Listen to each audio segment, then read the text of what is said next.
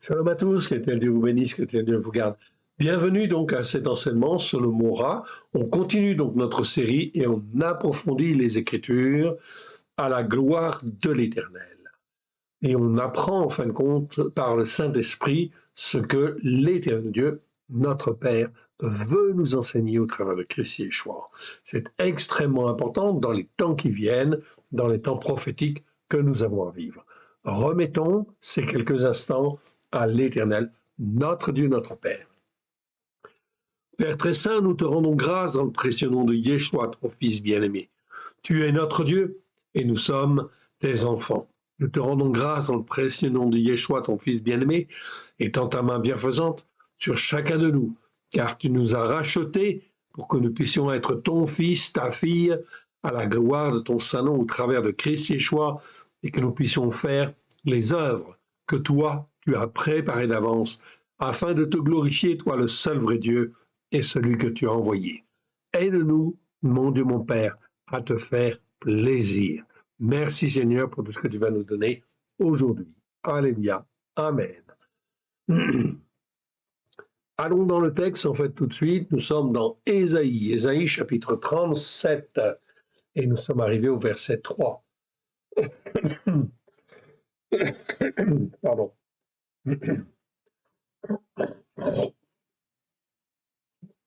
Et ils lui dirent, pardon, excuse-moi, et ils lui dirent, ainsi parle Riskiaou. Riskiaou, c'est Ézéchias, mais son nom, c'est en réalité Riskiaou.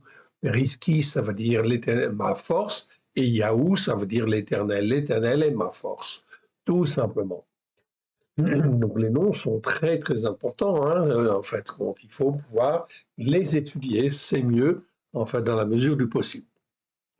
Ils lui dirent ainsi, parle Riskiaou, ce jour est un jour de détresse oppressante qui amène l'angoisse. Voilà notre mot, on le retrouve ici. Un jour de châtiment et d'opprobre, car les enfants sont près de sortir du sein maternel et il n'y a point de force pour l'enfantement. Beaucoup de faiblesse, beaucoup de découragement, etc., etc.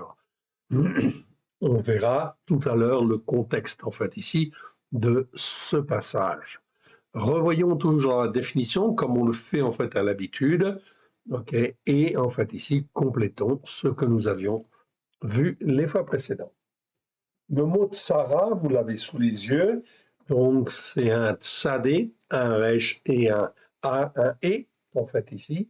Donc, ça fait tsara au singulier. Tsarot au pluriel, tsadé, resh, vav olam, okay, et un tav au pluriel. C'est un nom féminin qui existe 73 fois dans 72 versets. Donc, ce n'est pas un nom qui est très, très, très, très répandu, mais enfin, il existe un certain nombre de fois. Okay. Son numéro Strong 06 869. La première fois où l'on rencontre ce mot hébreu, c'est dans Genèse 35, verset 3.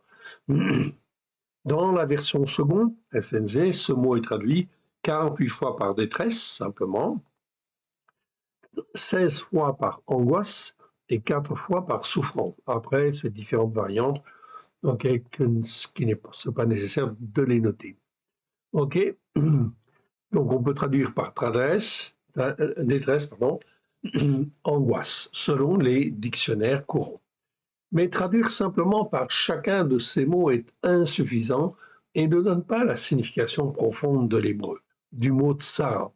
Ce mot montre une dimension de détresse, certes, mais il y a bien une dimension supplémentaire qui exprime plus précisément une détresse oppressante qui amène l'angoisse. C'est vraiment le sens, en fin de compte, du mot hébreu. Donc, on n'a pas toujours, effectivement, des correspondances exactes entre un mot hébreu et un mot français, non. OK? Donc, vouloir le faire absolument, c'est en fait une erreur, parce que les mots hébreux, en fait, peuvent avoir une connotation, en fait, beaucoup plus importante, etc., que l'on ne l'a en français. Okay? Donc, dans ce cas-là, il faut essayer de comprendre par l'esprit, selon ce que nous dit le verset, ce qu'il en est, et d'essayer de trouver en fait une meilleure cohérence. C'est ce que nous avons fait en fait, en regardant tous les versets, oui, bien sûr. Et c'est la meilleure manière, quand on fait de l'étymologie, c'est de prendre un mot, en fait, ici, de regarder ce que veut dire, en fait, la racine, en fait, hébraïque, ancienne, et de regarder dans tous les versets où il se trouve, en fait, ici, comment, en fin de compte, on pourrait traduire en français pour être plus proche de la signification, en fin de compte, hébraïque de ce mot. Ça peut demander beaucoup de temps, oui, bien sûr.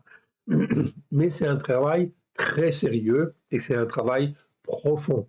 C'est ainsi que l'on avance sérieusement dans la connaissance de la parole de Dieu sans effectivement, en fin de compte, s'égarer en fait à droite ou s'égarer à gauche dans toutes sortes d'interprétations qui en fait ne sont pas sur des bons fondements.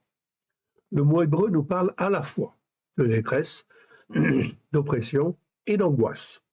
Donc, dans le mot de Sarah, on a ces trois choses. Donc, on voit bien que si on traduit par un seul mot, eh ben, ça ne va pas le faire. En fait, ici, on va manquer de quelque chose. Rappel étymologique. Première chose que l'on fait quand on regarde en fait un mot, c'est-à-dire on regarde la racine. Sur le mot tsar et le mot tsara. Vous voyez, ça a la même racine en fait ici. La racine ancienne, c'est tsaderesh. Vous l'avez là. Donc, qu'est-ce que tsaderesh en fait exprime? Eh bien, on regarde en fait le mot, en fait, ici, ce qu'il veut dire. Ça exprime l'idée d'une vive étreinte, d'une oppression, d'une compression en fait extrême, jusqu'à la destruction ou la fonte, en fait, ici. De l'objet en question ou de l'idée en question. Comme dans le mot Mitzraïm. Vous voyez dans Mitzraïm, ici, vous avez bien ici un tsaderesh au milieu, en fin de compte, du mot. Mitzraïm qui veut dire Égypte. Quand on parle de l'Égypte, l'image, eh ben, c'est l'image de l'oppression. Et l'image de la détresse oppressante des enfants d'Israël et qui les a fait vivre dans l'angoisse. Donc, ce n'est pas la détresse oppressante tout court, c'est la détresse oppressante qui amène à une situation d'angoisse. La racine tsaderesh se trouve aussi dans le mot qu'on a vu, le mot tsarfat. Vous le voyez en fait ici, les deux premières lettres, c'est bien en fait un tsaderesh. Donc tsaderesh, ça nous parle en fait ici forcément de pression, d'oppression, de compression, etc. D'une vive étreinte jusqu'à la destruction ou la fonte. D'où l'idée en fait du creuset où l'on fonde en fait les bijoux. Ainsi, depuis en fait le Moyen Âge, selon Rachy, un rabbin français qui vit à Troyes, donc on sait effectivement que le mot Tsarfat désigne la France dans les Écritures. C'est donc très important en fin de compte. Donc ici, même si la tradition chrétienne, en fait ici, ne voit pas ou ne visite pas effectivement le site de Troyes, où l'on parle, en fin de compte, où il y a des musées, en fait, parlant de Rachy, ce qui est très bien. Eh bien, Rachy, en fin de compte, est un rabbin français, comme on le voit là, qui, en fin de compte, a fait des commentaires sur toute la Bible. Donc, il a effectivement, dans ses commentaires, sur la Genèse, l'Exode, Lévitique, etc., et tous les autres livres, eh bien, il a fait des commentaires. Donc, c'est une excellente richesse qui nous donne, en fait, l'interprétation traditionnelle juive. Donc, elle est intéressante, en fait, ici, oui, bien sûr. Ça ne veut pas dire qu'il a raison partout, en fait, ici, mais c'est une base excellente. Donc, je conseille effectivement Rachy comme étant, en fait, une référence dans, effectivement, la connaissance, en fin de compte, des Écritures de base et, effectivement, d'avoir un éclairage, en fait, rabbinique ou juif, effectivement. C'est une bonne référence. Donc, vous pouvez. Du reste, tous les traducteurs que nous avons, en fait, sont tous passés, ont connu Rachy, les écrits de Rachy, et se sont tous servis des traductions de Rachy pour faire leur propre traduction. Oui, bien sûr. Il n'y a pas un traducteur, en fait, ici, pratiquement, qui n'a pas utilisé, en fait, les traductions de Rachy et qui les a, en fait, copiées ou légèrement, en fin de compte, modifiées pour dire que ça venait de lui. Effectivement, c'est intéressant. Mais c'est une bonne base. Si le Seigneur avait permis que l'on ait en fait un rabbin français à Troyes, c'est justement pour donner aux Français, en fait ici, une connaissance de base intéressante sur les Écritures. Sarfat, pardon, on peut l'écrire avec un PH ou un F, comme on veut, c'est la prononciation qui compte, selon les racines hébraïques anciennes, désigne le creuset où l'on forme en fait les bijoux ou les idées. Oui, bien sûr. Voilà pourquoi la France, en fin de compte, a un rôle en fait spirituel très très important en fait ici, okay, dans le monde entier. C'est justement en fin de compte, okay, de malaxer, former, façonner, concevoir des idées, en fait ici, ou des concepts, et en fin de compte de pouvoir influencer d'une manière intéressante et positive les autres nations, effectivement. Okay. Donc, c'était le but de la France. Voilà pourquoi le Seigneur avait prévu, en fin de compte, parmi toutes les nations, la France et les Français. Oui, bien sûr. Donc, tous les Juifs, en fin de compte, en Israël et dans le monde entier, savent très bien que Tsarfat, ça désigne la France. Il n'y a que les Français qui, dans leur ignorance spirituelle, ne le savent pas. Et oui, parce que les pasteurs, les prêtres, etc., ne l'ont jamais, en fait, enseigné, en fait, ici, tout simplement de peur que, effectivement, les croyants se posent, en fait, les bonnes questions et aillent voir un petit peu ce que, en fin de compte, Rachi pense ou ce que les Juifs, en fait, pensent de tel passage ou tel verset, etc. Donc, la France et les Français ont un rôle tout à fait particulier, oui, dans l'histoire et dans les Écritures, oui, bien sûr.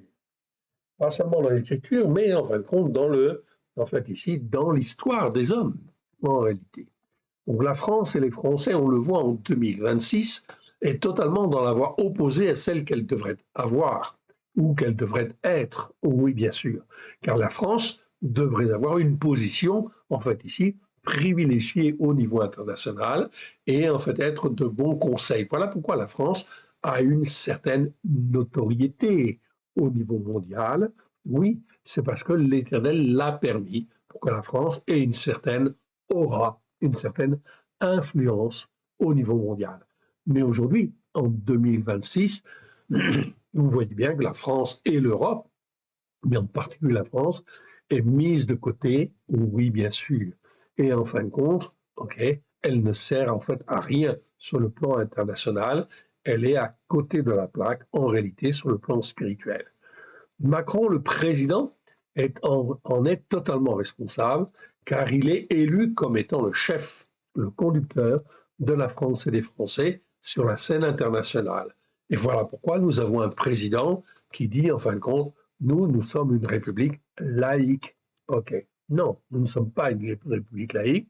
Nous devrions être une république chrétienne et une république, si elle avait cherché à être bien positionnée, à être effectivement sur la Torah, les prophètes et les psaumes, à la lumière de Yeshua, mais elle en est loin, oui, bien sûr, à cause de tous les responsables que nous avons, qui sont, en fin de compte, à rechercher, en fin de compte, une gloire vaine, en fait, ici.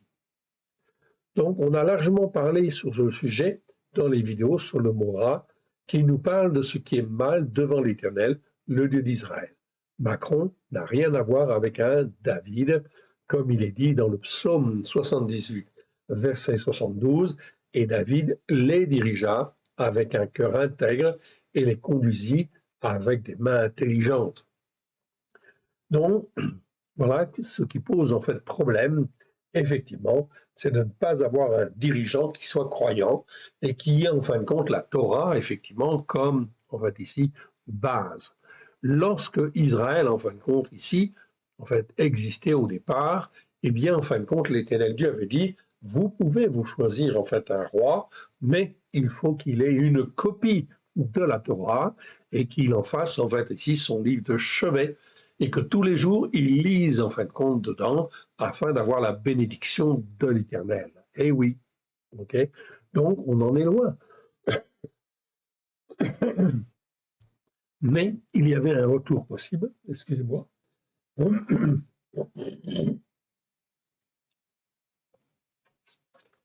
Si l'Éternel Dieu avait permis la révolution, c'était pour que la France et les Français puissent en fin de compte ici échapper au joug de la royauté pervertie, oui d'une part, mais aussi pour sortir du joug catholique, effectivement. Donc la France et les Français avaient l'opportunité de rechercher la vérité et de se rattacher en fait à l'Éternel Dieu s'ils le voulaient. Mais au lieu de ça, les Français, en fait ici, et les responsables, se sont toujours en fin de compte orientés en fait à suivre en fin de compte certains vents, des vents mauvais qui ne les ont pas amenés en fin de compte à la connaissance de Christ et à la connaissance de Dieu. Oui, bien sûr. En rejetant en fait l'Église catholique, ils ont aussi rejeté le Christ et rejeté en fin de compte, ok, l'Éternel Dieu et la parole de Dieu. Ce qui, bien sûr, est un mauvais choix. Donc, ce n'est pas parce que le cuistot, en fait, ici, ou le cuisinier, fait de la mauvaise cuisine, que, en fin de compte, ici, il faut tout rejeter. Non, bien sûr. Donc, en fait, ici, il fallait se poser les bonnes questions. Aujourd'hui, en 2026, l'Éternel, le Dieu d'Israël, au travers de Trump, est en train de bousculer l'ordre mondial. Vous le voyez, je le souligne, et vous allez le voir aussi dans les prochains jours, les prochaines semaines. Notez bien, c'est la fin du temps des nations. Donc les nations, en fin de compte, ici, sont remises en cause dans leur capacité, oui bien sûr, dans leur capacité à écouter et à mettre en fait en pratique la parole de Dieu. Voilà pourquoi l'Éternel Dieu bouscule en fait ici les nations et les croyants. Les nations vont être jugées. L'Éternel, le Dieu d'Israël, n'a pas dit son dernier mot et est actuellement pleinement à l'œuvre. Pleinement à l'œuvre, pour quoi faire? Eh bien, pour réveiller en fait et les uns et les autres, et les amener à une meilleure connaissance s'ils le veulent. Quelle que soit en fait la situation, et la détresse oppressante qui amène l'angoisse, eh bien, si le croyant tend la main vers l'Éternel le garde. C'est ce qu'on va voir aujourd'hui plus particulièrement. Mais revenons à notre sujet. L'oppression représentée par la racine tsaderesh est donc là dans le but de détruire, de fondre ou de refondre. C'est là la racine tsaderesh en hébreu. Ainsi, pour être plus rigoureux et plus exact, il conviendrait mieux et principalement de traduire le mot hébreu tsar par oppresseur. Nous ne l'avons pas vu dans le détail, mais ce serait bien, en fait, ici. C'est bien qu'on le sache déjà. Sachant que ce mot est un adjectif. Malheureusement, ce mot est très mal traduit dans nos Bibles françaises. Mais le mot tsar, vous le trouverez dans le Milon Katsar, le dictionnaire abrégé que nous allons bientôt en fait éditer. Oui, bien sûr. Nous corrigerons donc cela dans les traductions qui feront l'objet d'une révision. Tout dans certains versets, on pourra traduire exceptionnellement tsar par détresse oppressante éventuellement, car c'est une oppression qui ne vise qu'à une seule chose, nous mettre dans la détresse, en fait ici.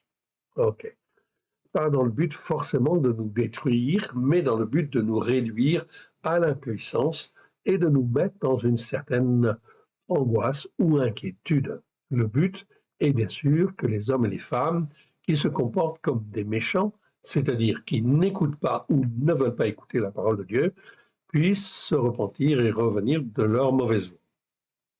Le mot hébreu tsara, donc là on a le mot tsar, là on a le mot tsara. C'est une extension du mot tsar par le rajout d'un kamatz et d'un e.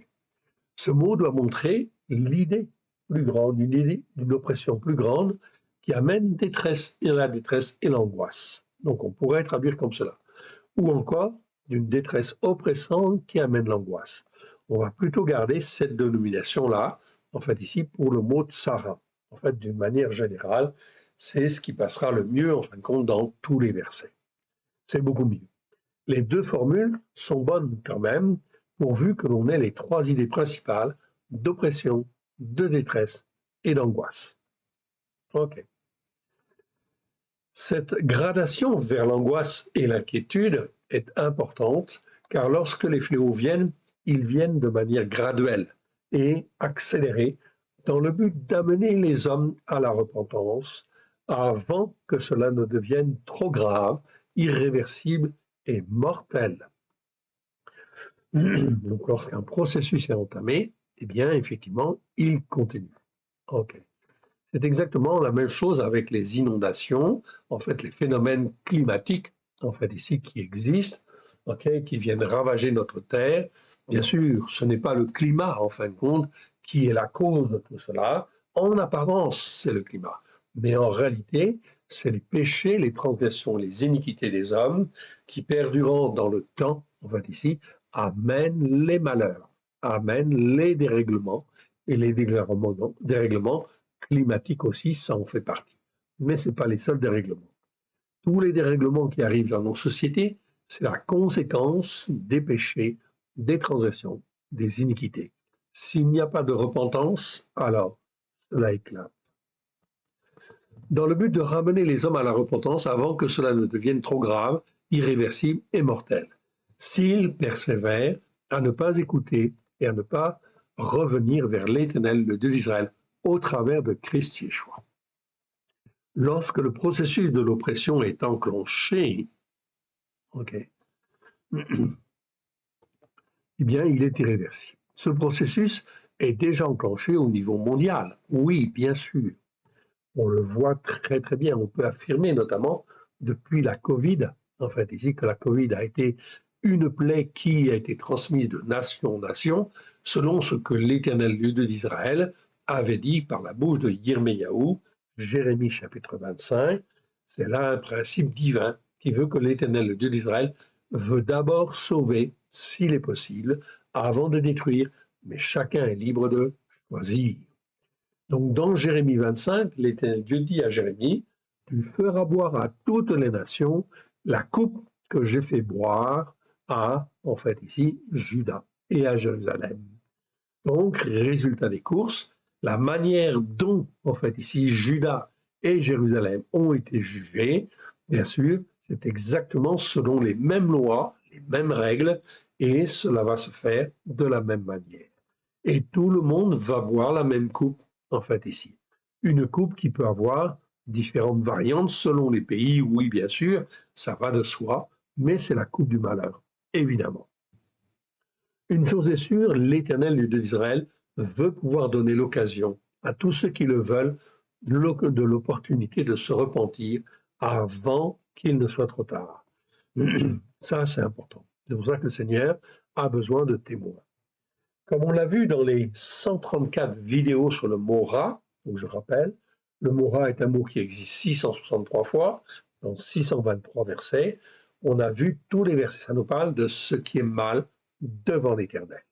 Nous avons donc fait 134 vidéos de 1 heure à 1 heure et demie pour expliquer ce qui est bien et ce qui est mal devant l'Éternel.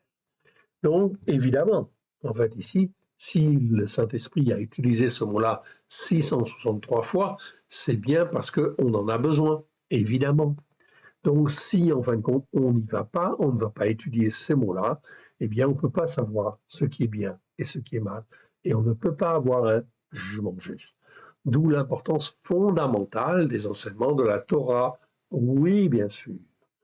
Donc, tous les chrétiens qui n'écoutent pas et qui ne mettent pas en pratique les enseignements de la Torah ont forcément des jugements qui ne sont pas justes.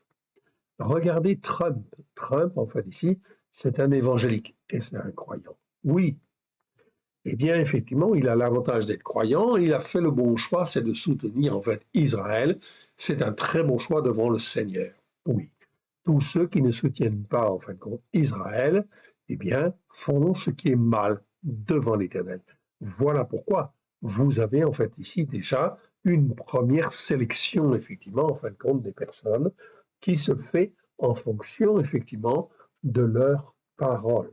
Ce qui sort de leur bouche, en fait, ici, elles sont des paroles soit de bénédiction, soit de malédiction. Voilà pourquoi les choix en ce moment, dans les temps prophétiques où nous sommes, sont extrêmement importants. Donc Trump, en fait, ici, c'est un évangélique, il a une culture évangélique. Donc il ne connaît pas bien la Torah. Voilà pourquoi la France avait en fait un rôle spirituel très très important, celui de pouvoir conseiller et aider en fait ici les autres rois et présidents en fait dans le monde entier. Donc le rôle en fin de compte du président français ou du chef de la France, eh bien était d'un rôle aussi spirituel pour en fait ici conseiller selon la parole de Dieu, selon la Torah évidemment. Donc on voit que Macron, il est en fait totalement à côté de la plaque. Oui, bien sûr. Ok, du verset par verset. Ok. En 2026, en fait, si que les temps des nations se terminent, ok, le temps des nations donc se termine et les malheurs, l'épée, la famine, la peste et les bêtes féroces, c'est-à-dire les êtres qui amènent le malheur. Bêtes féroces, on a vu, c'est la définition de ce mot-là. C'est les êtres, en fait, ici, par lesquels le malheur arrive, sont lâchés sur toutes les nations et en particulier sur les nations dites judéo-chrétiennes et spécifiquement sur la France. Oui, bien sûr. Nous sommes dans le collimateur en premier, comme on l'a déjà largement expliqué. L'oppression qui amène la détresse et l'angoisse, ou encore la détresse oppressante qui amène l'angoisse, comme on veut, les deux expressions sont bonnes, en fait, ici, ne vont cesser de se répandre à droite et à gauche dans le but d'appeler à la repentance dans un premier temps. La suite dépend de l'attitude de cœur de chacun des hommes et des femmes vivant sur la terre, en fait, ici. OK. Vivant, vivant sur la terre. OK, je reviens. Vivant sur la terre, que l'Éternel, le Dieu d'Israël, leur a donné en partage. Les 72 versets dans la seconde, OK, se trouvent, OK, où se trouve le mot tsara, OK, et comment il est traduit dans la Louis II, etc., se trouve dans le Milon Katsar, le dictionnaire abrégé, que nous allons bientôt, en fait, éditer à la lumière de Yeshua. Vous le trouverez sur notre site www.alécoledechua.com. Il n'est pas encore libéré, en fait, ici, à l'édition. Cela va avoir lieu dans les quelques semaines qui viennent. Nous avons eu quelques soucis ou quelques impondérables, en fait, ici, qui nous ont retardé, en fait, ici, mais il n'est absolument pas question que à l'école de Yeshua, en fait, ici, arrête son activité ou dépose, en fait, ici, le bilan pour n'importe quelle raison, en fait, ici. Je vous enverrai un mail là-dessus, en fait, ici, pour que vous soyez informés, en fait, ici, et correctement informés sur ce qui nous arrive, en fait, en ce moment, et les secousses que nous vivons en ce moment. Donc, voilà, en fin de compte, les premiers versets dans lesquels, en fait, se trouve le mot de Sarah. Genèse 35, 3, nous nous lèverons et nous monterons à Bethel. Là, je dresserai un autel à Dieu qui m'a exaucé dans le séjour de ma détresse. Ok, donc là, le mot de Sarah est traduit par détresse. C'est plutôt détresse oppressante qui amène l'angoisse et qui a été pour moi, en fait, pendant le voyage que j'ai fait. Genèse 42, 21, ils se dirent, donc les frères de Yosef, alors l'un à l'autre, oui, nous avons été coupables envers notre frère, envers Yosef, quand nous l'avons vendu, car nous avons vu l'angoisse de son âme. C'est pas seulement son angoisse, c'est en fait ici sa détresse, c'est aussi en fait l'oppression dans laquelle il était, car il a été vendu par ses propres frères, en fait ici. Donc il y avait plus que de l'angoisse en fait dans son âme, de la détresse, oui bien sûr, ok, et de l'oppression, oui bien sûr. Donc vous voyez ici qu'en traduisant, on peut faire un petit peu mieux. Quand il nous demandait grâce et nous ne l'avons point écouté, c'est pour cela que cette affliction nous arrive. Donc maintenant, ils sont en fait ici en Égypte et ils sont enfermés car en fait Yosef est devenu en fin de compte le premier ministre, si je puis dire, en fait ici après Pharaon, évidemment, et il règne sur tout l'Égypte. Donc là, effectivement, c'est pas seulement de l'affliction, ils sont dans la détresse oppressante qui amène l'angoisse, okay, qui nous arrive. Donc ce mot de Sarah il est très, très, très important. En fait, dans le Nouveau Testament, vous avez un mot qui est utilisé qui s'appelle le mot tribulation. On parle des tribulations. Mais, en fait, ici, très peu de gens savent ce que c'est que les tribulations. Les tribulations, en fait, ce sont des détresses oppressantes qui amènent l'angoisse et qui arrivent dans le but, en fait, ici, de remuer les institutions, dans le but de remuer, en fait, les croyants, afin qu'ils se posent les bonnes questions et qu'ils demandent pardon, pardon, parce que nous n'avons pas écouté la Torah, les enseignements de la Torah, pour les mettre en pratique avec grâce et vérité. Ok, donc ici, nous avons vu en fin de compte la définition du mot en fin de compte Sarah. Je ne reviens pas dessus, on l'a vu déjà la fois dernière, on la revoit en fait ici rapidement parce que je voudrais aller en fait dans le texte, oui bien sûr, ok, afin de vous montrer en fait un certain nombre de choses. Un instant, je réduis mon texte. Ok, je pense que c'est bon. Encore un coup. Encore un petit peu de réduction. Voilà. Et voilà, c'est bon. Et on revient dans Ésaïe 37. Ésaïe 37, qu'on va parcourir. On va parcourir et on va en faire le commentaire et vous allez voir quelque chose de très, très, très intéressant. Donc on parle du roi Rizkiyahu. Rizkiyahu, c'est Ézéchias. OK? Donc le roi, en fait, Ézéchias, eh bien, je vous ai fait un petit résumé, en fait, aussi. Le voici.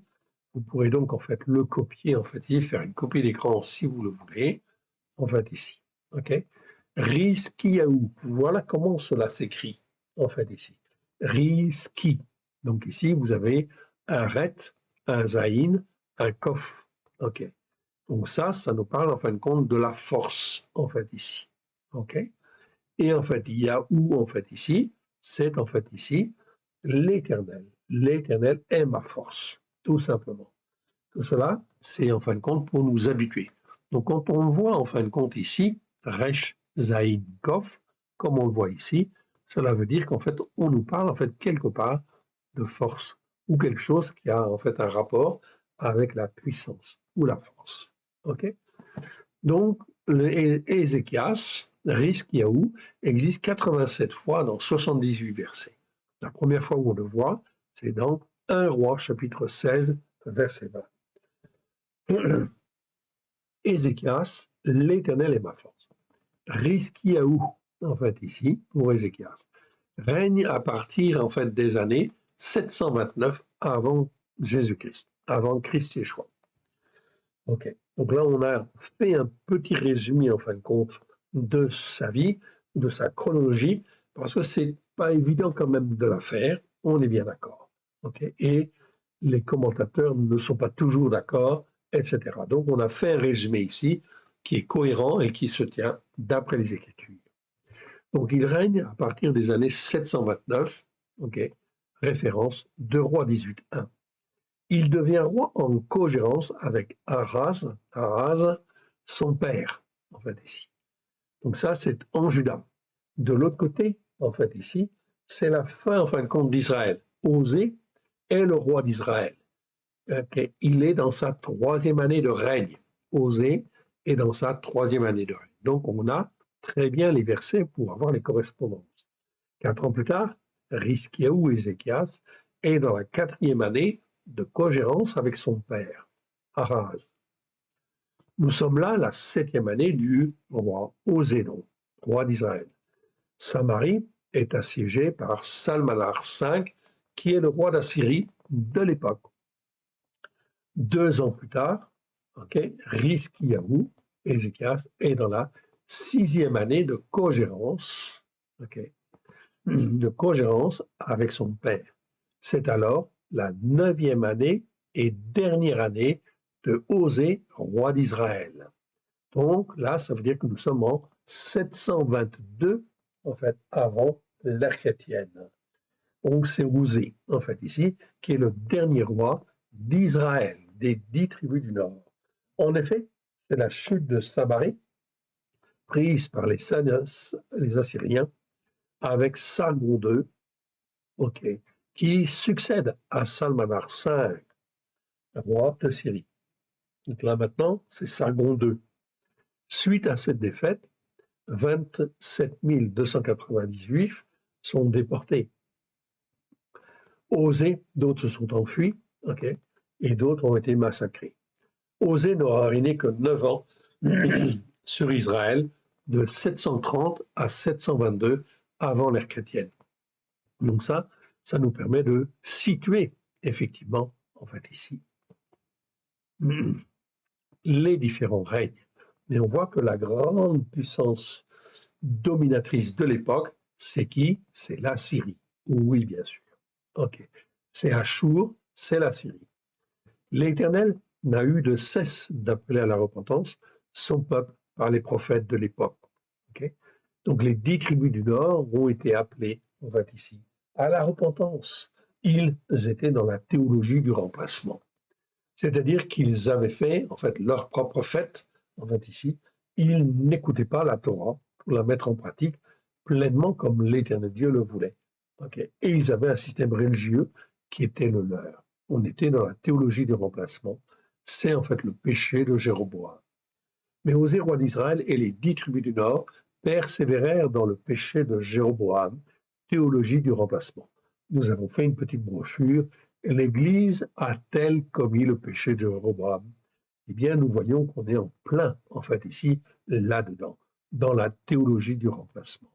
Donc la théologie du remplacement, c'est mauvais, oui, bien sûr. Donc les catholiques sont dans la théologie du remplacement. Oui, bien sûr. Les protestants le sont-ils? Oui, bien sûr. Les évangéliques le sont-ils? Oui, bien sûr, ils le sont aussi. Ils le sont aussi. Pourquoi? Parce qu'ils ne font pas le Shabbat, parce qu'ils font Noël, etc. Tout un certain nombre de fêtes qui ne sont pas les fêtes de l'Éternel. Donc cela veut dire qu'on n'est pas sur la même montagne spirituelle que l'Éternel Dieu a voulu. C'est l'Éternel Dieu qui juge et qui voit. Évidemment. Mais tout ça, ça a des conséquences, oui, bien sûr. Ça a des conséquences surtout, même le dérèglement climatique. Donc ici, on ne peut pas invoquer que le dérèglement climatique. Oui, bien sûr. Le dérèglement climatique est une conséquence des péchés, des transgressions, des iniquités qui perdurent dans le temps, ici. Cette théologie de remplacement dura à peu près 2 siècles, un peu plus de 2 siècles, 230 ans a priori. Ahaz, le père de Rizkiaou, Ézéchias meurt, et donc Rizkiaou, Ézéchias, règne seul vers 715 avant l'ère chrétienne, c'est-à-dire 7 ans après la destruction des 10 tribus du Nord, ici. Ça vous permet, ici, de bien situer, le règne d'Ézéchias. C'est important parce qu'on va voir tout à l'heure, ici, où se trouve, Ézéchias et Juda dans l'empire, syrien. Avant l'ère chrétienne, 2 Rois 18, versets 3 à 8. Rizkiaou et Ézéchias entament alors des réformes dès qu'il règne seul le premier mois de la première année de son règne. 2 Chroniques 23, 29, 3. Donc, on voit que Rizkiaou, devenu roi, il est le seul roi, son père est mort, et bien une des premières choses qu'il fait, il remet de l'ordre, ici, pour recaler, ici, le pays sur la Torah, les prophètes et les psaumes, ici. Oui, bien sûr. Et tout autour, ici, il y a la Syrie. Les 10 tribus du Nord ont disparu, mais pas seulement les 10 tribus du Nord. Les 10 tribus du Nord, mais tous les pays environnants au Moyen-Orient sont sous la domination de la Syrie. La Syrie est un empire, ici, colossal. Et Juda est au milieu, là-dedans, ici. Mais il est gardé. Il est gardé, pourquoi? Parce que Ézéchias a dans le cœur d'écouter et de mettre en pratique, la Torah. Alors, Rizkiaou, Ézéchias, se révolte contre Sargon II, d'abord, roi de la Syrie, qui considérait Juda comme assujetti depuis l'alliance que fit son père Ahaz, avec Tiglath-Pileser III. Donc, le père, en fait, ici, de Rizkiyahu, avait fait alliance avec, ici, le roi d'Assyrie précédent.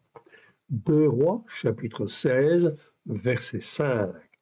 Donc, effectivement, on voit bien que le père, en fait, ici, d'Ézéchias, eh bien, il ne faisait pas ce qui est bien devant Dieu. Oui. Donc, Rizkiyahu, Ézéchias, décident, malgré que la Syrie domine sur tout le Moyen-Orient et que la Syrie ait détruit les 10 tribus du Nord, ils décident, en fait, de dépendre, en fait, ici, a priori, que de l'Éternel Dieu. Les Philistins sont battus par Ézéchias. Donc l'Éternel avait béni, effectivement, en fait, Rizkiyahu. La 14e année de son règne, Sanchérib, roi, en fait, ici, de l'Achour, ok, roi de Achour, ok, roi de Achour, je vous donne le mot, en fait, en hébreu, c'est Achour, en fait, ici, ok, donc vous le voyez là. Achour, ça veut dire, en fait, Assyrie. Okay. C'est important parce qu'on y reviendra lorsqu'on fera un petit peu d'étymologie sur ce mot-là, en fait, ici. Donc, Achour, c'est la Syrie. Donc, roi de Achour, c'est la Syrie. Donc, le 14e année de son règne, Sanchérib, roi de Achour, menace Rizkiyahu. OK. Et oui, il veut être indépendant, ça ne fait plus. Nous sommes là dans le chapitre 35 et 36, en fait, du prophète Yeshayahu, Ésaïe. Ce sont les chapitres dans lesquels nous sommes à l'heure actuelle. C'est bien pour vous situer, en fait, le contexte. Rizkiyahu, Ézéchias, cherchera, en fait, ici, malgré tout, à faire alliance avec l'Égypte. L'Égypte est encore, en fait, une grande puissance. Et elle n'est pas sous la domination encore de la Syrie. Alors, en fait, ici, Ézéchias va avoir une faiblesse. Plutôt que de chercher appui auprès de l'Éternel, le Dieu d'Israël. Ésaïe, chapitre 30. Yeshayahu, Ésaïe le prophète, lui en fera le reproche. Oui, Rizkiyahu, Ézéchias, tombera gravement malade vers les années 705 avant l'ère chrétienne. Okay? Mais Rizkiyahu, Ézéchias, se repentira. Il se repentira sincèrement, en fin de compte, de ses mauvais choix et d'avoir recherché l'aide de l'Égypte à ce moment-là. Alors, comme il s'est bien repenti, l'Éternel le guérira et il sera délivré de la puissance de l'Assyrie, en fait ici, de Sénachérib. L'Éternel accordera à Rizkiyahu, Ézéchias, 15 ans de vie supplémentaire. Donc, vous voyez, c'est très, très, très important de bien comprendre le contexte. Maintenant, je vais vous montrer la Syrie. Vous avez une carte là, sous les yeux. OK? Vous la voyez? OK. Donc, je peux vous l'agrandir, en fait, encore un peu. Oui, tant qu'à faire.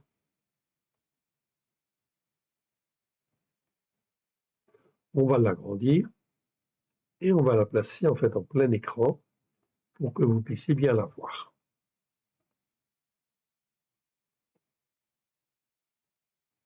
OK. Donc, vous voyez ici, en fait, la Syrie, c'est tout ce qui est en vert. Donc, en vert foncé, en fait, ici, c'est la Syrie dans les années 824. OK? Donc, bien avant, en fait, Ézéchias. Donc, la Syrie était déjà, en fait, une très, très grande puissance. Et on voit que, en fait, ici, en 671, donc après Ézéchias, eh bien, je vois que la Syrie s'est étendue, en fait, ici, elle est partout, c'est le vert clair. Donc, vous voyez que la Syrie était devenue une très, très, très grande puissance dominatrice. Elle avait dominé tous les pays, en fait, ici, alentour.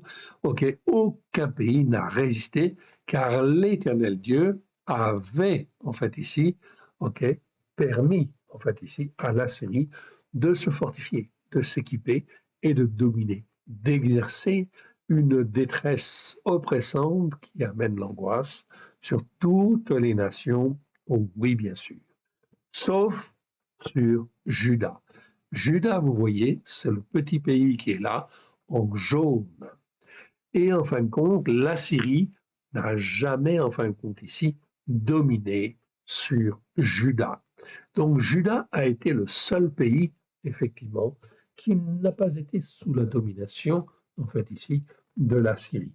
Pourquoi? Parce que, en fin de compte, ils plaçaient leur confiance en l'Éternel Dieu et ils avaient gardé, en fait ici, la Torah. Pas parfaitement, mais ils l'avaient gardée quand même. Tout cela, c'est pour nous montrer quoi? Pour nous montrer que dans la détresse oppressante qui amène l'angoisse, quand on se tourne vers l'Éternel Dieu, l'Éternel nous garde, quel que soit l'endroit où nous sommes, en fait ici, quelle que soit la domination des puissances qui peuvent être alentour. Donc, ce qui est important, ce n'est pas au jour d'aujourd'hui, en 2026, de chercher en fait à s'armer, en fait ici, à avoir une grande en fait armée pour dominer, pour essayer de dominer en fait ici contre les États-Unis même ou contre la Russie. Tout cela, c'est de la folie en fait ici. C'est ce que les hommes en fait ici peuvent rechercher, oui bien sûr, mais ce n'est pas ce qui est important en ce moment. Au jour d'aujourd'hui, en 2026, ce qui est extrêmement important, c'est d'apprendre à s'attacher au seul Dieu unique et vrai, d'écouter et de mettre en pratique les enseignements de la Torah afin effectivement d'être gardé comme Judas. Et vous le voyez en fait ici très très bien, c'est le point jaune que vous voyez au milieu et en fait la Syrie est tout autour, oui bien sûr, mais la Syrie n'a jamais pu conquérir Juda en fait ici. Juda est le seul pays qui n'a pas été en fait ici sous la domination en fin de compte des Assyriens au Moyen-Orient. Oui. Alors, c'est important de revoir un petit peu le contexte, en fait, ici. Le contexte, oui, bien sûr. Donc, on va regarder, en fait, ici, ce que nous disent, en fait, ici, les Écritures, ce que nous dit, en fait, le Seigneur. Oui, bien sûr. OK. Alors, on revient, en fin de compte, à Ésaïe, chapitre 37. Donc, on va, en fin de compte, relire ce chapitre et on va le commenter. Lorsque le roi Riskiaou, donc Ézéchias, je vous rappelle, il règne en fin de compte dans les années 600-700, en fait ici. Ok. Donc, lorsque le roi Riskiaou eut entendu, en fait ici, eut entendu cela, c'est-à-dire en fait ici les Assyriens, Rabshakeh, qui en fait insultait le Dieu vivant, il déchira ses vêtements, se couvrit d'un sac et alla dans la maison de l'Éternel. Il envoya El-Yakim, chef de la maison du roi, Shebna le secrétaire et les plus anciens des sacrificateurs, couverts de sacs, vers Yeshayahu, le prophète, fils d'Amoz. Donc c'est le temps du prophète Yeshayahu, qui fut un grand prophète. Oui, il en fait était du vivant de Riskiaou. Et ils lui dirent, ainsi parle Riskiaou le roi. Ce jour est un jour de détresse oppressante qui amène l'angoisse. Donc là, on retrouve notre mot en fin de compte Sarah et on l'a traduit par détresse oppressante qui amène l'angoisse. C'est exactement en fait la situation que subit Judas à ce moment-là.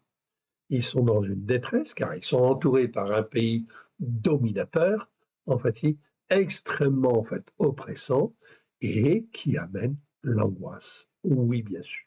Ok. Donc ici, ce jour est un jour de détresse oppressante qui amène l'angoisse et de châtiment, en fait, ici. Ok. Donc là, on voit un autre mot, en fait, ici, que je vais vous montrer, en fait, ici. C'est le mot, en fait, châtiment. Donc le mot châtiment, c'est torera. Torera. Ok. Torera. 28 fois dans 28 versets, c'est un nom féminin. Ok. Ce mot est traduit par châtiment 6 fois et par réprimande 12 fois.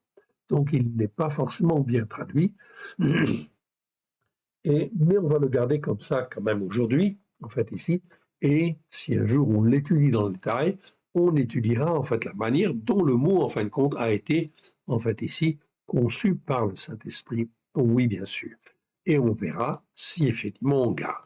Mais enfin, ça nous donne une petite idée. OK? Mais il y a la notion quand même de réprimande, en fait, ici, dedans, en fait, ici, de réprimande, en fait, qui est important.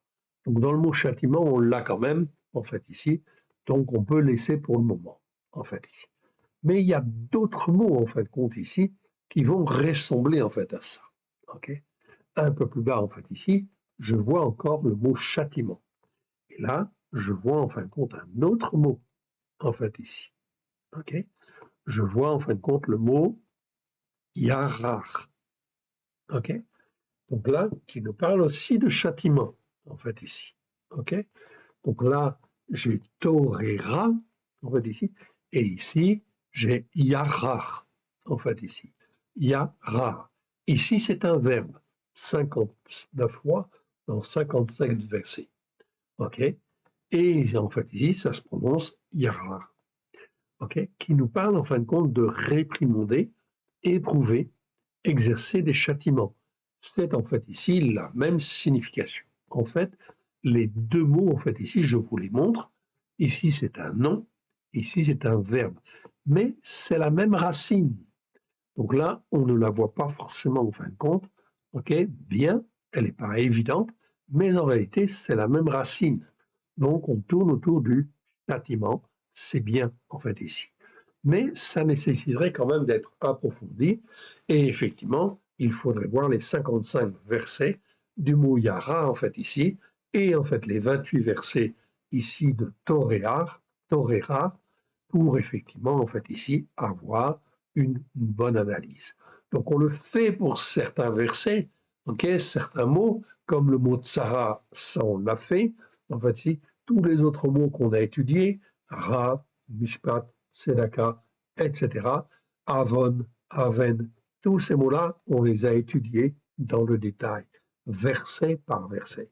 C'est pour ça qu'on sait, en fin de compte, ok, ici, on a quelque chose qui est solide. Donc, on avance petit à petit, en fait, ici, étape par étape, pour progresser dans la connaissance des racines hébraïques de la foi. C'est la seule manière, en fait, ici, d'avoir une foi solide et bien ancrée sur la Torah, afin que l'Éternel Dieu, là où nous sommes, nous garde. Même si tout autour, en fait, ici, il y a une grande puissance en fait, armée, en fait, ici, qui, en fait, ici, fait ce qui est mal devant l'Éternel, ça n'a pas d'importance. L'Éternel nous garde, comme il garde Juda dans l'empire, en fin de compte, des Assyriens. C'est donc extrêmement important de bien comprendre ça, l'importance de l'écoute et de la mise en pratique des enseignements de la Torah. C'est donc là quelque chose de très, très, très important. Si je peux vous faire comprendre ça aujourd'hui, c'est vraiment super. Donc on n'a pas besoin de tout connaître, mais on a besoin de connaître bien certains versets et en fait certaines choses pour les mettre en pratique avec sincérité de cœur. Oui, bien sûr, car la justice par la foi est toujours là au travers de Christ Yeshua pour celui qui cherche et qui a un cœur sincère. Donc il lui dit, ainsi parle Rizkiaou, le roi, ce jour est un jour de détresse oppressante qui amène l'angoisse, de châtiment et d'opprobre. Opprobre, en fait, ici, c'est encore un autre mot, en fait, ici, ok, qu'on n'a pas vérifié, en fait, encore. Ok, c'est Neatsa. Ok, Neatsa, Nun, Aleph, Tzadé, E. Donc, ça se prononce Neatsa. C'est pas un mot très courant, en fait, ici, mais il est traduit ici par opprobre. Mais il y a d'autres mots, en fin de compte, qui sont utilisés pour opprobre. Donc là encore, il faut étudier, il faut approfondir. Mais chaque chose en son temps, écoutons en fait l'Esprit Saint et laissons-nous guider en fait ici par l'Esprit Saint qui nous forme et qui nous façonne. Donc c'est la seule manière en fait ici d'être gardé dans les temps qui viennent. Donc, évidemment, Judas, vous voyez, est tout petit, effectivement. Et là, en fin de compte, il y a, en fin de compte, le chef de l'armée, en fait, de la Syrie, Rabshakeh, qui est là, en fait, ici, et qui est menaçant, en fait, ici, contre, en fait, ici, Jérusalem. Car les enfants sont près de sortir du sein maternel, ok, et il n'y a point de force pour l'enfantement. Oui, pourquoi? parce qu'il y a beaucoup de peur et beaucoup de stress. On est dans une détresse oppressante qui amène l'angoisse. Alors, en fait, ici, Ézéchias, en fait, ici, Riskiaou fait dire, en fait, ici au prophète, peut-être l'Éternel, ton Élohim, a-t-il entendu les paroles de Rabshakeh, Rabshakeh qui est le général en chef du roi, en fait, de la Syrie, que le roi de Achour, son maître, a envoyé pour insulter l'Élohim qui donne la vie. On pourrait traduire par vivant. Dans nos Bibles, c'est traduit par Dieu vivant. Mais c'est mieux, en fin de compte, de dire l'Élohim qui donne la vie. C'est beaucoup plus fort, beaucoup plus puissant que simplement, en fait, le Dieu vivant. Donc c'est l'Élohim qui donne la vie et qui veut donner la vie. C'est ça qui est important de bien comprendre. L'Éternel Dieu veut toujours, toujours donner la vie. Même dans la détresse oppressante qui amène l'angoisse, l'Éternel Dieu veut donner la vie. Mais il faut écouter et il faut mettre en pratique. Pour insulter l'Élohim qui donne la vie, et que peut-être l'Éternel, ton Élohim, exercera-t-il ses châtiments à cause des paroles qu'il a entendues. Donc là, on parle bien de châtiment. C'est en fait ici la même racine que ici, et ici à cause des paroles qu'il a entendues. Donc le général en fait ici du roi d'Assyrie est venu insulter en fait ici l'Éternel Dieu, le Dieu de la vie. Riskiaou l'a entendu et le ramène à l'Éternel au travers du prophète Isaïe. Fais donc monter une prière pour le reste qui subsiste en fait encore. Les serviteurs du roi Riskiaou allèrent donc auprès de Yeshayahu. Et Yeshayahu leur dit, voici ce que vous direz à votre Adonai, donc à votre maître si on veut, mais en fait à celui qui, en fait ici, représente l'Éternel. C'est pour ça qu'en hébreu, on dit en fait Adonai dans le texte hébreu. Donc voici ce que vous direz à votre Adonai, car le roi était comme le représentant de Dieu sur la terre. Ainsi parle l'Éternel. Ne t'effraie point des paroles que tu as entendues et par lesquelles m'ont outragé les serviteurs du roi de Achour. Donc déjà, le prophète ici, il rassure. Lui, il est paisible. Il est entouré, en fin de compte, ici, de l'armée, en fait, des Assyriens. Mais est-ce qu'il a peur, en fait, Ésaïe? Non, il n'a pas peur. Il écoute la Torah et il la met en pratique. C'est tout ce qui est important, en fait, devant l'Éternel. Et il est attaché à l'Éternel. Il sait que rien ne se passera sans effectivement que l'Éternel Dieu donne son feu vert. Et là, en fait, ici, eh bien, il reçoit, en fin de compte, de dire au roi, ne t'effraie point les paroles que tu as entendues. Même si la Syrie, en fait, est un pays extrêmement fort, extrêmement puissant, a détruit, en fait, ici, tous les pays alentours, ok, ne t'effraie point des paroles que tu as entendues, et par lesquelles m'ont outragé le serviteur du roi d'Achour. Okay. Je vais mettre en lui un esprit tel que, sur une nouvelle qu'il recevra, il retournera dans son pays et je le ferai tomber par l'épée dans son pays. Rabsaké, s'étant retiré, trouva le roi de Achour qui attaquait Limna, car il avait appris son départ de Lachis. Donc c'est d'autres régions qui étaient sous la menace, effectivement, en fin de compte, des Assyriens. Alors le roi de Achour reçut une nouvelle au sujet de Tiraka, roi de Couche. Couche, c'est l'Éthiopie. Et on lui dit, il s'est mis en marche pour te faire la guerre. Dès qu'il eut entendu cela, il envoya des messagers à Riskiaou en disant, vous parlerez ainsi de Riskiaou, à Riskiaou, roi de Juda, que ton Élohim, auquel tu te confies, ne t'abuse point en disant Yerushalayim ne sera point livré entre les mains du roi de Achour. Voici, tu as appris ce qu'ont fait les rois de Achour à tous les pays et comment ils les ont détruits, et toi tu serais délivré. Les dieux des nations que mes pères ont détruits, les ont-ils délivrés?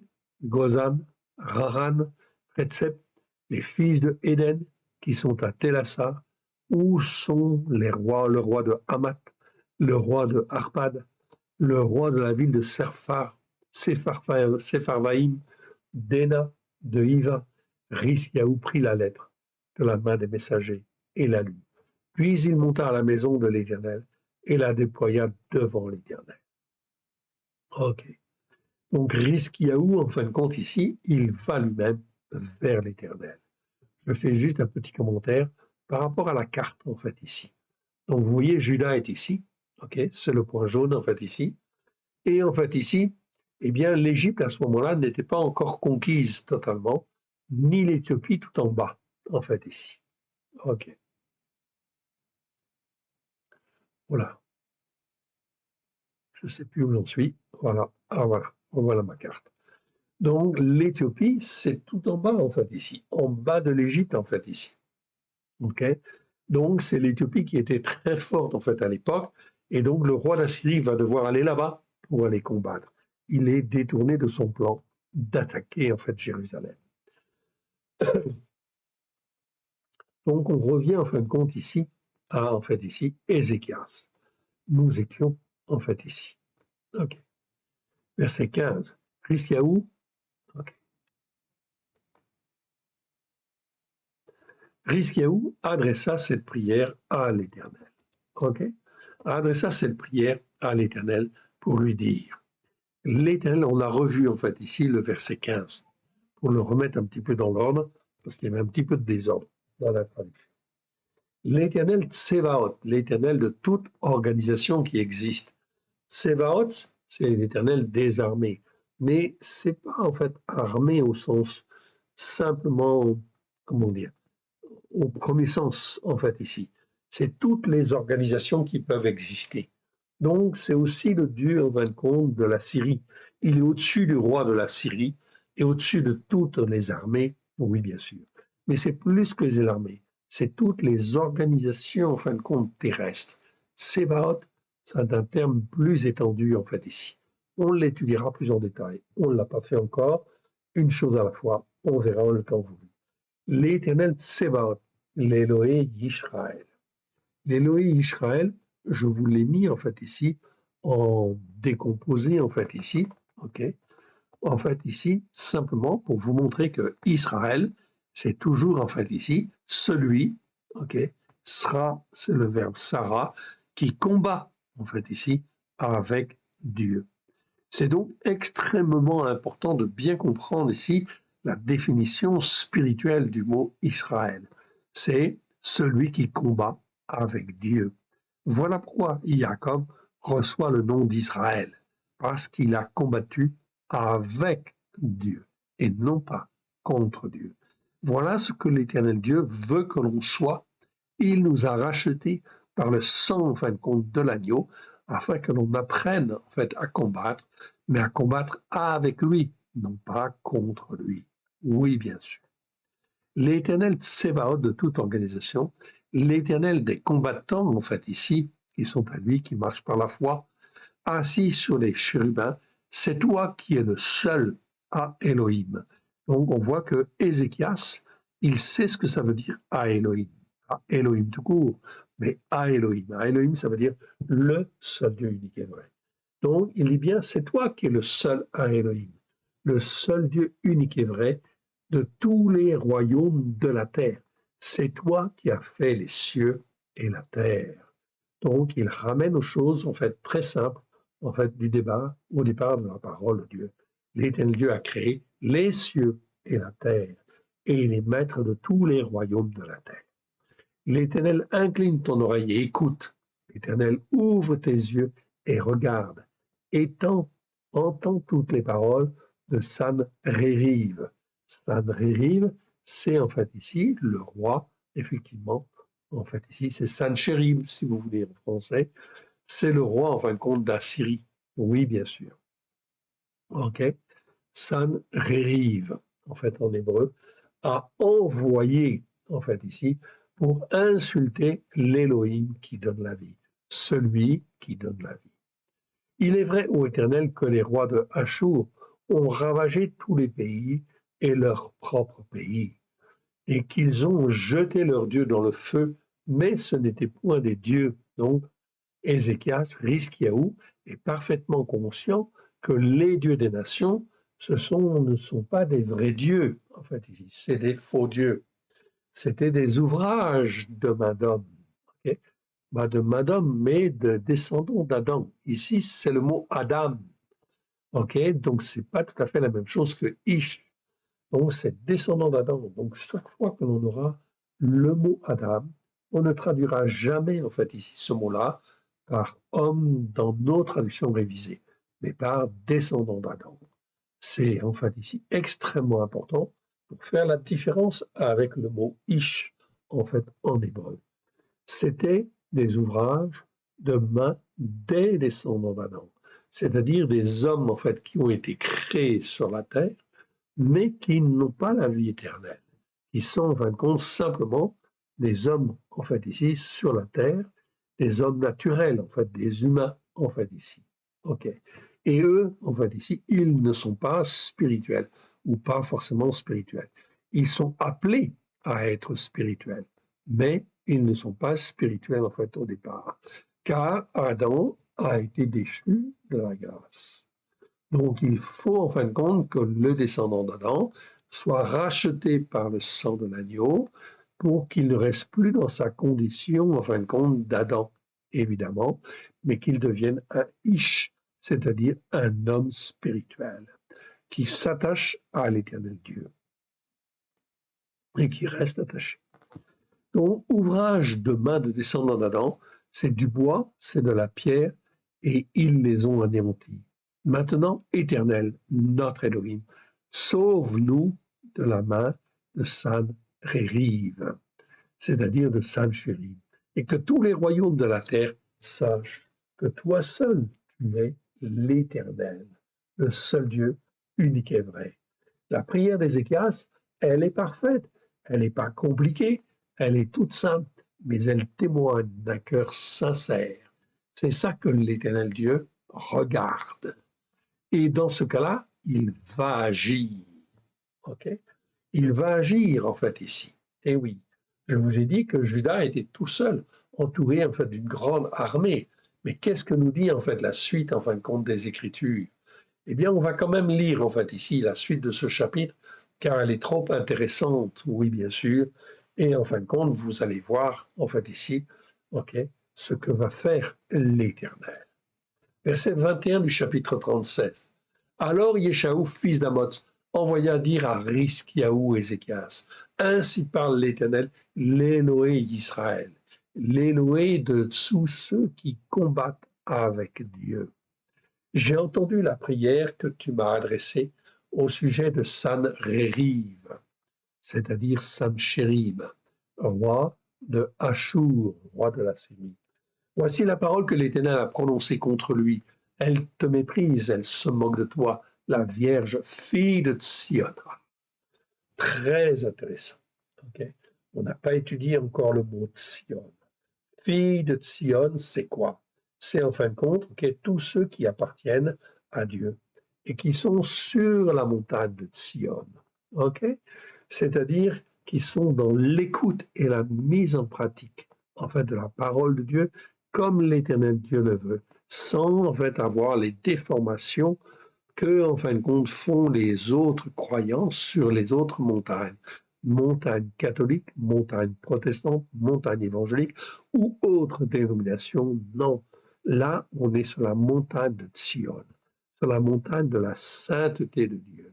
Voilà pourquoi l'Éternel Dieu appelle en fait ici, au travers d'Ésaïe, Rizkiyahu, il l'appelle fille de Sion. Pourquoi? Parce que, en fin de compte, il écoute, il met en pratique et il n'a pas peur, en fin de compte, même d'une grande puissance. Elle n'a aucune importance, en fin de compte, devant Dieu. En fait, si l'Éternel Dieu est le Tout-Puissant. Donc la notion de fils de Sion et fille de Sion est extrêmement importante. Et là, en fin de compte, au travers du prophète Yeshayahu, eh bien, l'Éternel répond. Il dit, elle te méprise, elle se moque de toi, la Vierge, la fille de Sion. Okay? Ce petit pays que tu n'as jamais eu et que tu n'auras jamais, elle hoche la tête après toi, la fille de Yerushalayim. Donc là, on parle de la fille de Jérusalem. Qui as-tu insulté et outragé? Contre qui as-tu élevé la voix? Tu as porté les yeux en haut sur le Saint d'Israël. Ok? Donc là, on parle en fin de compte du Saint d'Israël. Par tes serviteurs, tu as insulté mon Adonai, et tu as dit, avec la multitude de mes chars, j'ai gravi le sommet des montagnes, les extrémités du Liban, du Lébanon, je couperai les plus élevés de ses cèdres, les plus beaux de ses cyprès, je l'atteindrai et j'atteindrai la dernière cime, la forêt semblable à un verger. J'ai ouvert des sources, j'en ai bu les eaux, et je tarirai avec la plante de mes pieds tous les fleuves de Mitzraïm. Ok, donc là, il convoite de conquérir Mitzraïm, oui. N'as-tu pas appris que j'ai préparé ces choses de loin et que je les résolu dès les temps anciens? Maintenant, j'ai permis qu'elles s'accomplissent et que tu réduisisses les villes fortes en monceaux de ruines. C'est l'Éternel Dieu qui a permis que la Syrie puisse dominer. Leurs habitants, en fait ici, sont impuissants, épouvantés et confus. Ils sont comme l'herbe des champs et la tendre verdure, comme le gazon, en fin de compte, des toits, et le blé qui sèche avant la formation de sa tige. Mais je sais quand tu t'assieds et quand tu sors, quand tu entres et quand tu es furieux contre moi. Parce que tu es furieux contre moi et que ton arrogance est montée à mes oreilles, je mettrai ma boucle à tes narines, mon mort entre tes lèvres, et je te ferai retourner par la voie par laquelle tu es venu. Que ceci soit un signe pour toi. On a mangé, en fait, une année le produit du grain tombé, et une seconde année ce qui croit de soi-même. Mais la troisième année, vous sèmerez, vous moissonnerez, vous planterez des vignes, et vous en mangerez le fruit. De ceux de la maison de Yehuda qui auront échappé pousseront encore des racines par-dessus et portera du fruit par-dessus. Donc l'Éternel Dieu est en train de dire que là, il y aura des échappées en Yehuda, en fait ici. Car de Jérusalem sortira un reste, de la montagne de Sion, on rappelle en fait Sion ici, des réchappés. Voilà ce que fera le zèle de l'Éternel Tsevaot. C'est pourquoi ainsi parle l'Éternel sur le roi de Hachour. Il n'entrera point dans cette ville.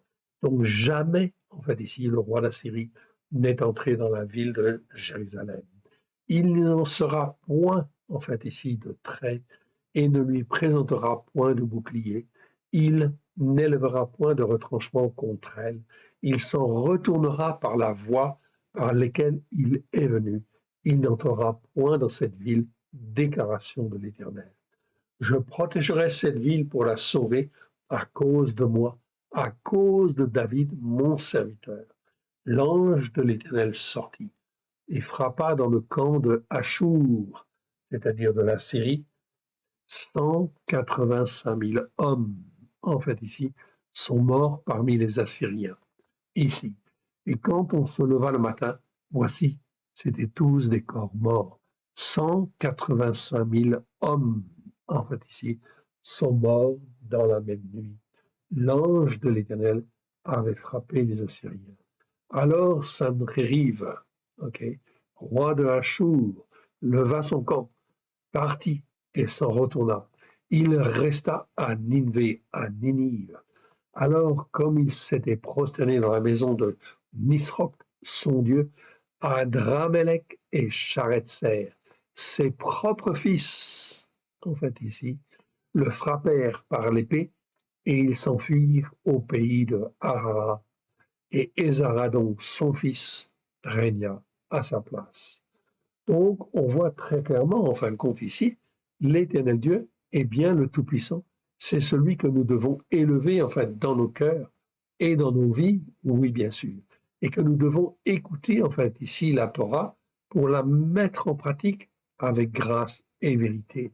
Et s'attacher, en fait, au seul Dieu unique et vrai, en fait, ici, et à sa Torah avec grâce et vérité.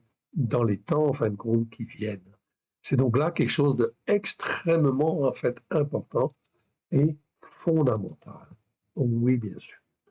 Donc là, en fin de compte, on a étudié le chapitre 37 et on a vu, en fin de compte, l'importance de s'attacher au seul Dieu unique et vrai. Donc ce n'est pas, en fin de compte, en s'équipant, en fait, ici, d'une armée puissante, que l'on va se sauver ou sauver les Français. Non, en fait, ici. Voilà pourquoi il faut que chacun de nous, nous puissions bien comprendre que la Torah est la vérité, qu'il faut écouter et qu'il faut mettre en pratique avec simplicité de cœur. Même si on ne le fait pas parfaitement, c'est pas grave, il faut avancer et apprendre en fin de compte à marcher d'une manière sincère devant l'éternel Dieu.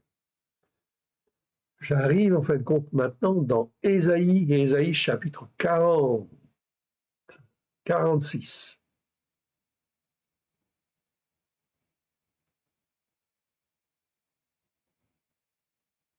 OK. Et là, on arrive dans un autre passage, donc on va lire. Mais on va lire simplement du verset 1 à 9. Bel s'écroule, Névo tombe. On met leurs idoles sur ce qui a de la vie, c'est-à-dire sur des animaux, si vous voulez, en fait, ici. Mais littéralement en hébreu, c'est ce qui a de la vie. Pourquoi? Parce que ces idoles-là, elles n'ont pas la vie. Okay? Sur des quadrupèdes, donc ici, en fait, c'est le mot BMA. BMA, en fin de compte, c'est souvent traduit par bétail, en fait, ici, okay? Ou bête, tout simplement. Mais on va laisser le mot quadrupède que l'on étudiera plus en détail, car en fait, il a une signification particulière. Oui, bien sûr. Donc, on ne l'a pas étudié, en fin de compte, dans le détail. On le fera. Vous voyez, on a du travail sur la planche.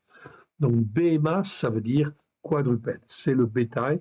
C'est tous les animaux qui sont sur quatre pieds et hauts, en fait, sur pied. OK? Donc, c'est-à-dire, en fait, ici, ce n'est pas des grenouilles, par exemple. Ça a quatre pattes, mais c'est considéré comme des animaux, comme des quadrupèdes, en fait, aussi, quelque part, en fait, ici. Mais c'est des quadrupèdes hauts sur pattes. Dans la Bible, c'est toujours haut sur pattes, en fait, ici. OK.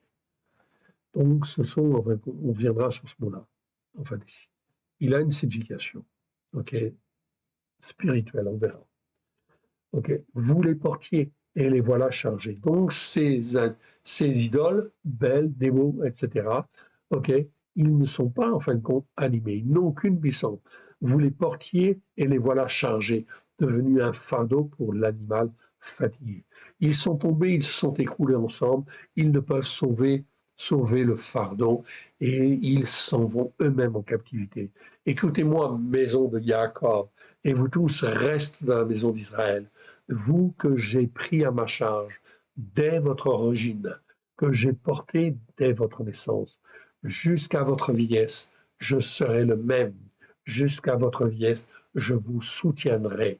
Je l'ai fait et je veux encore vous porter, vous soutenir et vous sauver. Voyez donc en fait ici la bonté et la miséricorde de l'Éternel Dieu, notre Père. Ok, il ne veut même pas la mort du méchant, mais il veut nous soutenir afin effectivement que nous puissions recevoir pleinement la vie et que nous puissions avoir l'opportunité d'écouter sa Torah pour la mettre en pratique. Donc, il nous porte, il nous garde dans le but, effectivement, que nous puissions dire Torah émet, ta Torah est la vérité. Et si l'on n'a pas agi comme cela, eh bien, en fait, c'est le temps de se repentir avant que la détresse oppressante qui amène l'angoisse ne vienne envahir la France, les Français, l'Europe et le monde entier, oui. À qui me comparez-vous pour le faire mon égal? À qui me ferez-vous ressembler pour que nous soyons semblables? Ils versent l'or de leur bourse, ils pèsent l'argent à la balance, ils payent un orfèvre pour qu'il en fasse un Dieu, puis il l'adore et se prosterne. Ils le portent, ils le chargent sur l'épaule et le mettent en place et il y reste. Il ne bouge pas de sa place. Donc faire une idole, ça ne sert à rien. Puis on crie vers lui, mais il ne répond pas. Il ne sauve pas de la détresse oppressante qui amène l'angoisse. L'Éternel Dieu veut nous sortir de la détresse oppressante qui amène l'angoisse. C'est pour ça que quel que soit l'endroit où nous sommes, en fait, ici, eh bien, l'Éternel veut sortir de la détresse oppressante qui amène l'angoisse tous ceux qui lui tendent la main et qui se repentent. Pardon Seigneur, parce que nous n'avons pas écouté ta Torah pour la mettre en pratique. Et pour dire de nos lèvres, ta Torah est la vérité. Souvenez-vous de ces choses et soyez des hommes, en fait ici, vous qui commettez des transgressions. Donc ici, c'est pas en fait ici vous qui êtes pécheurs. Non, le verbe en fait ici, c'est bien en fait ici le verbe pacha. Pacha, c'est la même chose que la même racine que pécha, transgression. Donc on parle bien en fin de compte ici, en fait ici de pacha, ça c'est le verbe. Pécha, c'est le nom qui veut dire transgression. Pacha, c'est le verbe. Et là, c'est un participe actif, c'est-à-dire ceux qui commettent des transgressions, c'est-à-dire qui n'écoutent pas. Quand je ne fais pas le Shabbat, je l'ai entendu qu'il fallait le faire, mais je ne le fais pas. Je suis un transgresseur. Je commets des transgressions. Quand je fais Noël, et je sais qu'il y a Hanouka, eh bien, en fin de compte, je commets des transgressions. Ok, c'est pas seulement des péchés, ce sont des transgressions, c'est-à-dire de la rébellion contre Dieu. Ça m'empêche de dire Torah Emet, ta Torah est la vérité.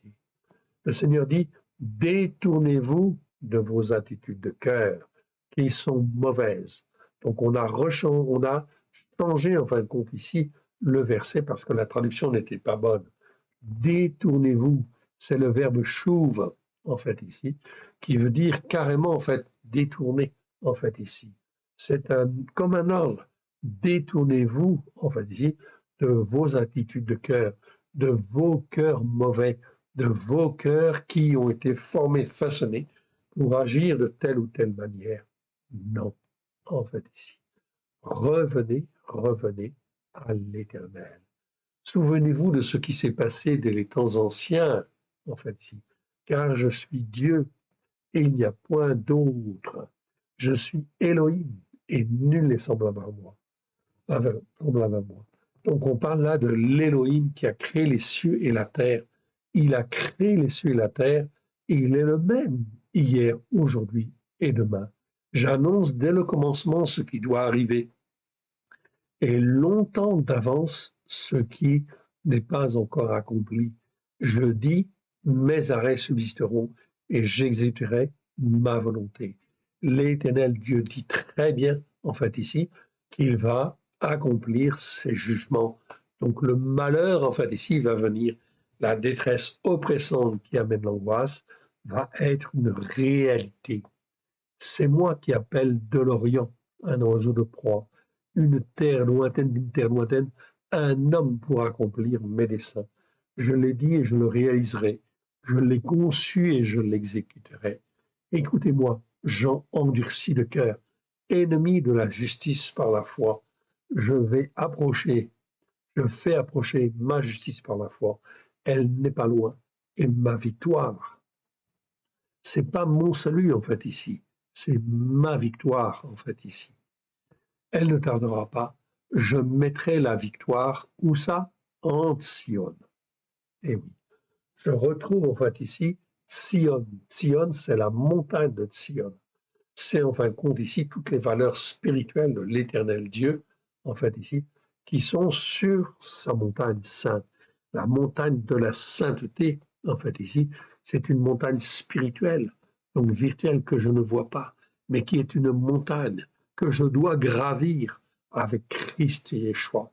Si je suis avec Christ et que j'écoute et que je mets en pratique la Torah avec grâce et vérité, je grimpe sur la montagne de Sion. Et là, effectivement, je suis appelé fils ou fille de Sion. Et là, je n'ai rien à craindre. La fille de Sion n'a rien à craindre dans les temps qui viennent. Rien à craindre dans les temps qui viennent. Je mettrai la victoire en Sion et ma gloire sur Israël, c'est-à-dire sur tous ceux qui combattent avec Dieu. Israël, en fait, ici, est très important. on aurait pu en fait utiliser la même appellation que tout à l'heure. Oui, effectivement, je mettrai ma gloire sur Israël. Il y a donc une réalité physique, oui, mais la réalité spirituelle, c'est l'Israël spirituel de Dieu. On est bien d'accord. Ma gloire sur l'Israël spirituel de Dieu. C'est donc extrêmement important de bien comprendre cette dimension. On y reviendra, évidemment. On continue et on arrive en fin de compte dans Ésaïe chapitre 63. Ok. Chapitre 63, verset 9. Dans toute leur détresse oppressante qui amène l'angoisse, ils ne sont pas restés dans la détresse due à des oppresseurs. Et l'ange qui est devant sa face les a sauvés et il les a lui-même rachetés dans son amour et sa miséricorde.